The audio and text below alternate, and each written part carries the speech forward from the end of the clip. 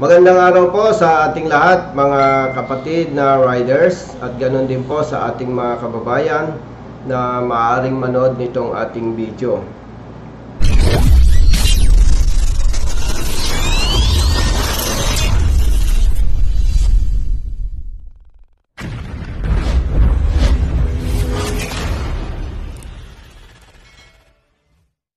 Magandang araw po sa ating lahat mga kapatid na riders at ganoon din po sa ating mga kababayan na maaaring manood nitong ating video.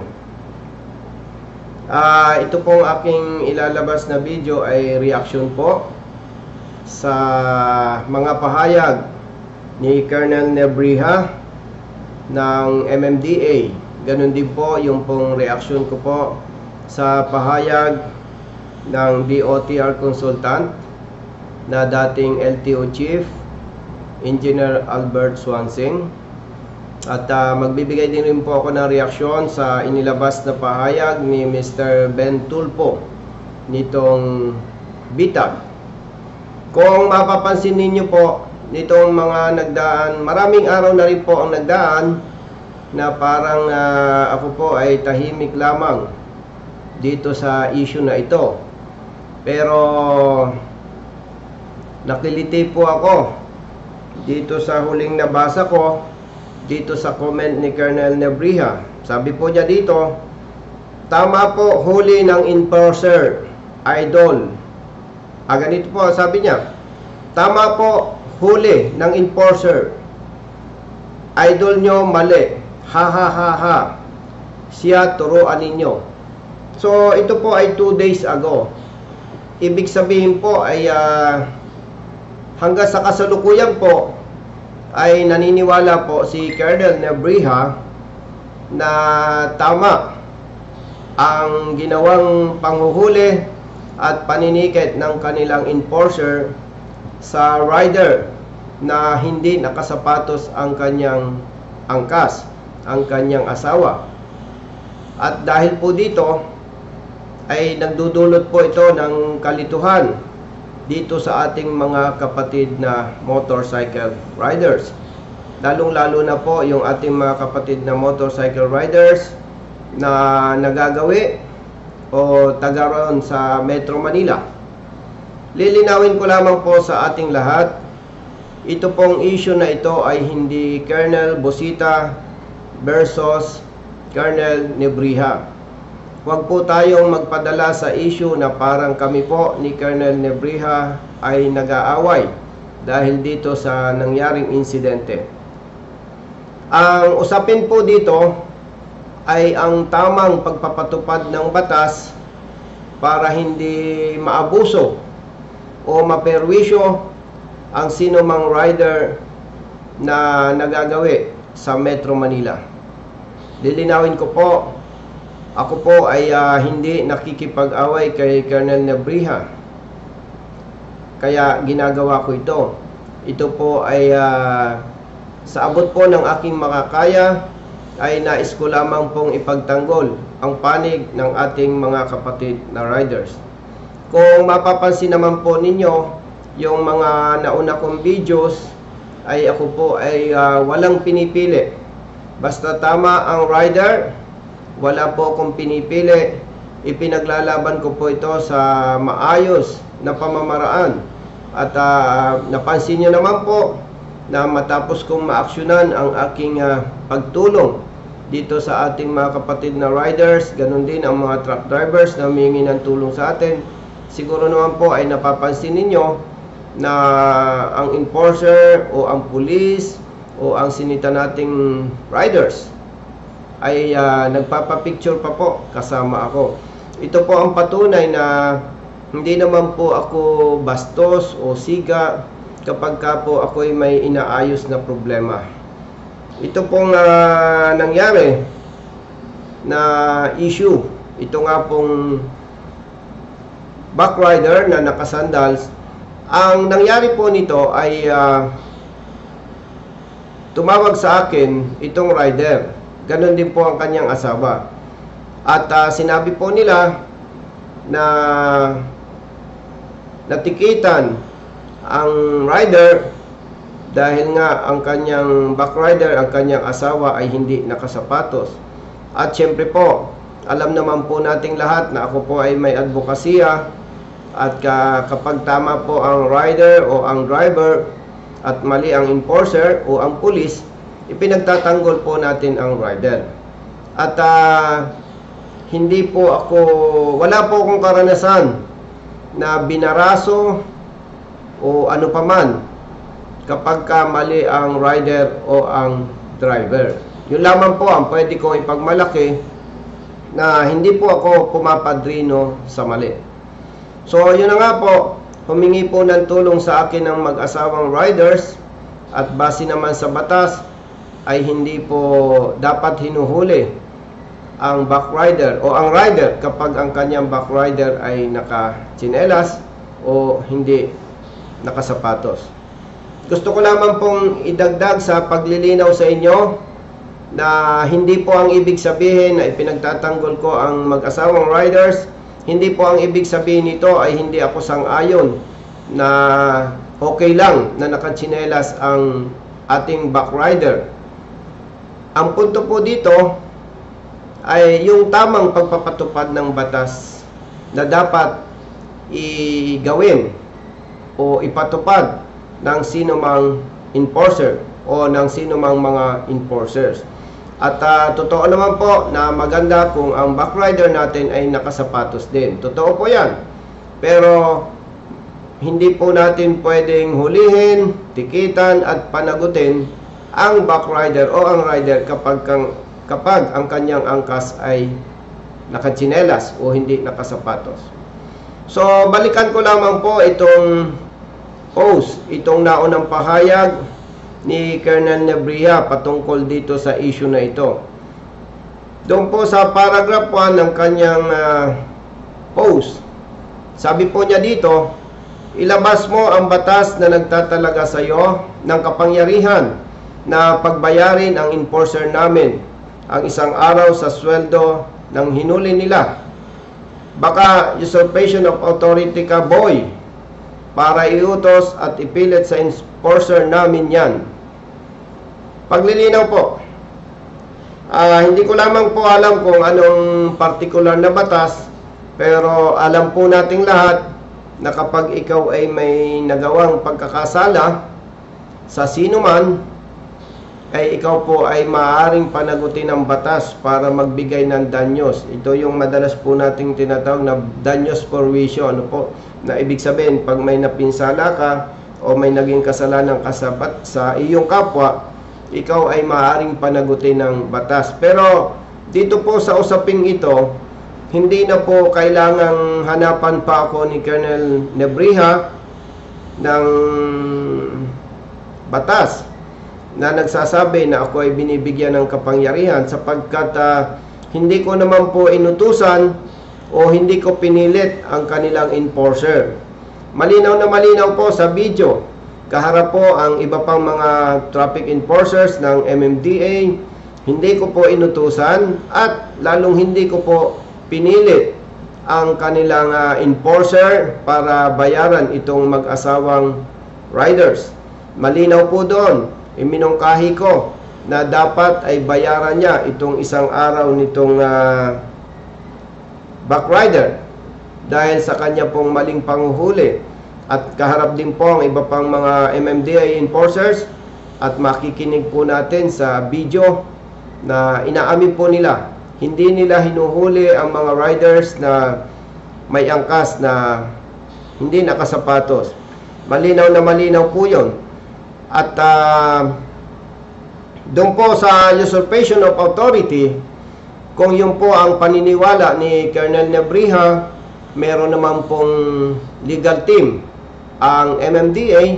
Siguro po para mas maging malinaw ito sa ating lahat, at kung pinaniniwalaan po niya na ako ay may nalabag itong sinasabing usurpation of authority, totoo po na napakaganda na ako po ay sampahan niya ng kaso para ang korte ang magsasabi po kung ako po ay nagkasala sa batas. Ito nga pong tinatawag na usurpation of authority. Dito po sa ikalawang paragraph nitong post ni Colonel Nebriha, basahin ko po. Kung may problema ka sa huli namin bilang dating pulis at miyembro ng HPG, alam mo dapat sa adjudication nire-resolve yan at wala kang karapatan pakialaman huli ng enforcer namin. Kung ako po ang tinutukoy niya, kung may problema sa huli ng kanilang enforcer, definitely wala po akong problema dahil hindi po ako sangkot dito. Ang may problema po ay itong mag-asawang riders. Kaya nga po nang tumawag sa akin ay agad-agad ko itong inaksyonan. So wala po akong problema dito sa huli ng MMDA. Wala po akong problema. At sabi po niya dito, wala daw akong karapatang pakialaman ang huli ng enforcer nila. Tama po yun. Wala po akong pakialam. Wala akong authority. Wala ako sa posisyon. Hindi ko po pinakialaman ang trabaho ng kanila enforcer. Ipinagtanggol ko lamang po ang mag-asawang riders dahil sigurado po ako mali po ang ginagawa ng kanilang enforcer na pagpapatupad dito sa ating usapin ngayon. Yung pong sinabi niya na alam ko naman na dapat idaan sa adjudication board kapag may reklamo ang driver o ang rider. Totoo naman po yun. Pero dahil po sa kasalukuyang sistema na umiiral sa ahensya ng MMDA, ganun din po sa ibang mga lokal na pamahalaan, ay hindi po ako pabor doon. Ano pong ibig ko sabihin hindi pabor?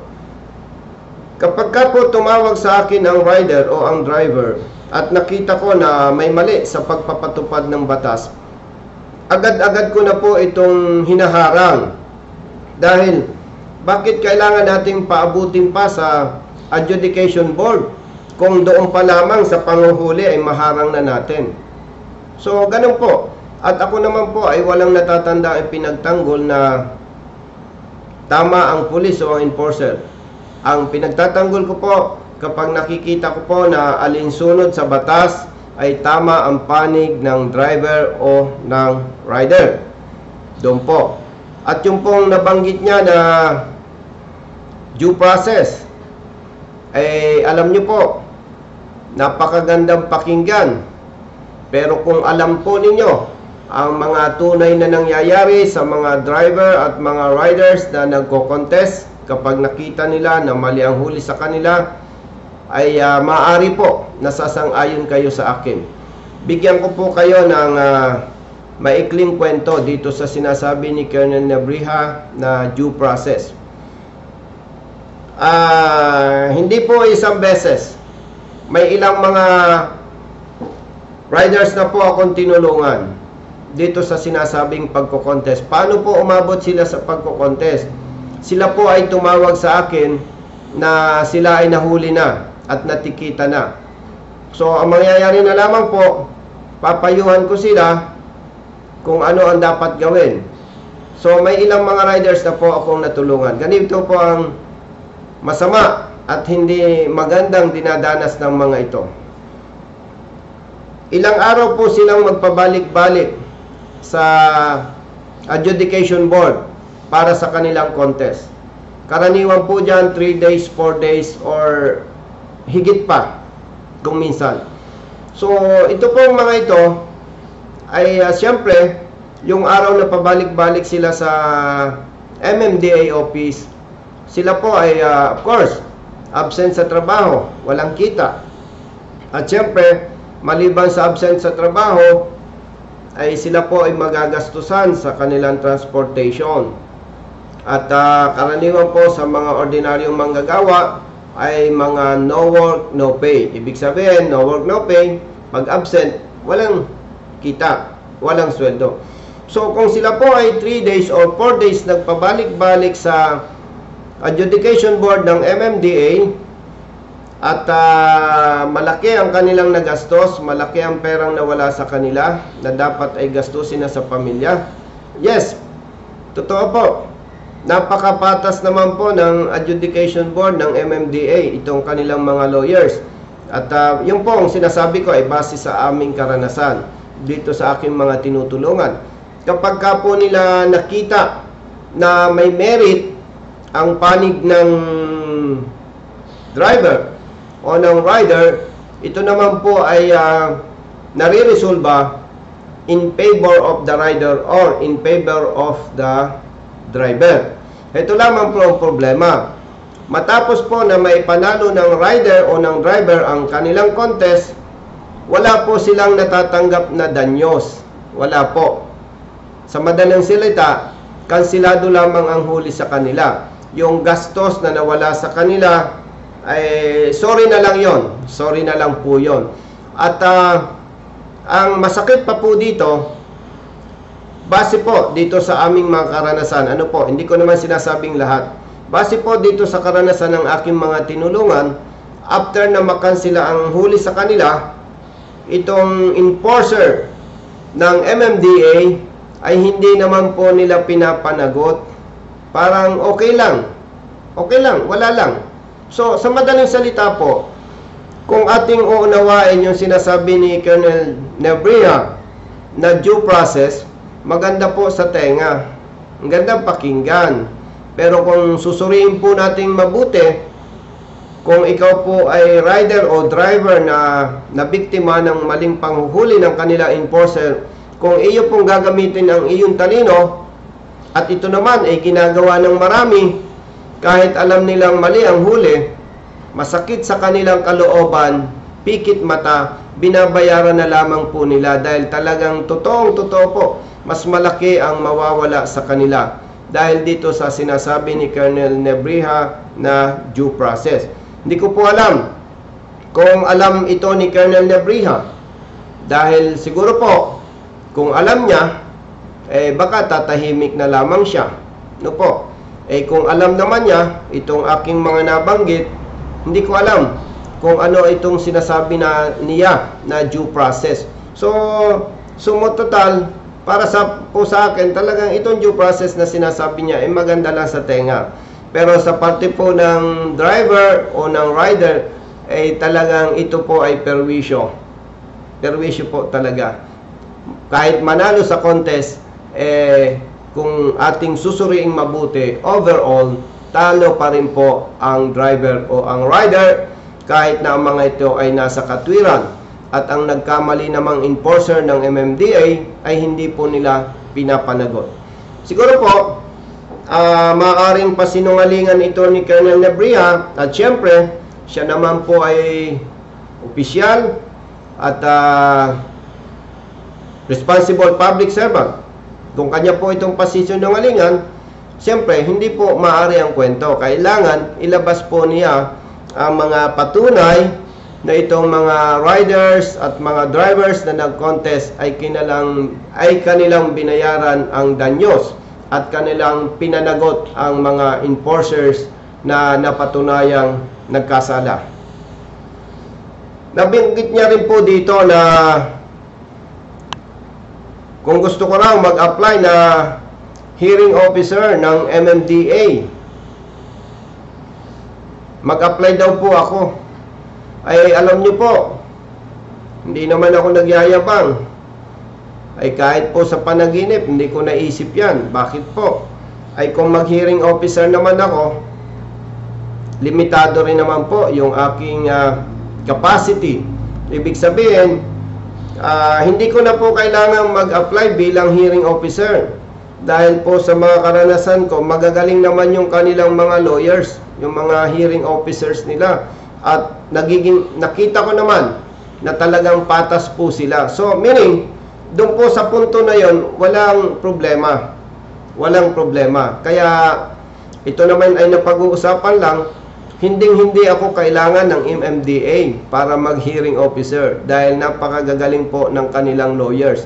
Wala po doon ang problema Ang problema po doon, yung kapag naresolba ang kaso, at naipanalo ng rider o ng driver ang kanilang contest, yung danyos, at hindi rin napapanagot ang kanilang enforcer. So, based on this, talagang hindi po kailangan na mag-apply ako bilang hearing officer sa MMDA na katulad ng sinasabi ni Colonel Nebrija. Dagdag ko pa dito, halimbawa, at ito naman po ay usap-usapan lang, kung ako ay bibigyan ng posisyon ng MMDA, hindi ko rin naman po tatanggapin. Bakit po? Kapag tinanggap ko po ito, matatali ako sa MMDA at kaawa-awa naman po yung ibang mga motorista sa iba't ibang lugar ng ating bansa na nangangailangan ng aking tulong. For the information of everyone, ako po ay nakakatanggap ng calls minu-minuto, araw-araw, 24/7. Ang totoo po niyan, mas marami po ang hindi ko po natutugunan at mas marami po ang hindi ko natutulungan. Kaya yaman din lamang na pag-usapan nga po ito, kahit ako ay bigyan ng posisyon na maganda sa MMDA, hindi ko naman minamaliit ang MMDA, pero hindi ko po tatanggapin dahil mas marami po ang higit na masasakripisyo. Itong mga kapatid nating motorista na humihingi ng tulong sa akin mula sa iba't ibang lugar ng ating bansa. Nabanggit din po niya dito na ako daw ay nagpapasikat lamang sa YouTube. Alam niyo po, kung usapang pagpapasikat, talagang hindi ko po inisip yan. Siguro po ay spekulasyon lang yan ni Colonel Nebrija dahil ang totoo naman ay aminin natin ang totoo dahil po dito sa aking advokasya ay kinilala po ito ng ating mga kababayan at na-appreciate po nila ito. Kaya